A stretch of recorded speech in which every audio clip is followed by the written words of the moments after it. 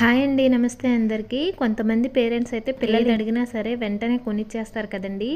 వాళ్ళ దగ్గర డబ్బులు ఉన్నా లేకపోయినా సరే అప్పు చేసి మరీ పిల్లలు అడిగిన కోరికని తీరుస్తారనమాట.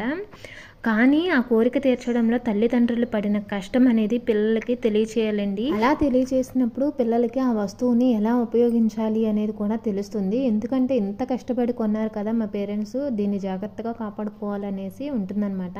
అసలు నేను ఇదంతా ఎందుకు చెప్తున్నానంటే, మా వాడికి ఈ సైకిల్ కొని కనీసం ఒక 5 సంవత్సరాలు అవుతుందండి. వీడితో పాటు కొన్న సైకిళ్ళేమో మొత్తం పాడైపోయి అమ్మేసుకుని కొత్త సైకిల్ కూడా కొనుక్కున్నారు కొంతమంది. ఇక వీడు మాత్రం ఇదే సైకిల్ని ఏదన్నా చిన్న రిపేర్ వచ్చినా సరే తనంతట తానే బాగు చేసుకుంటాడనమాట.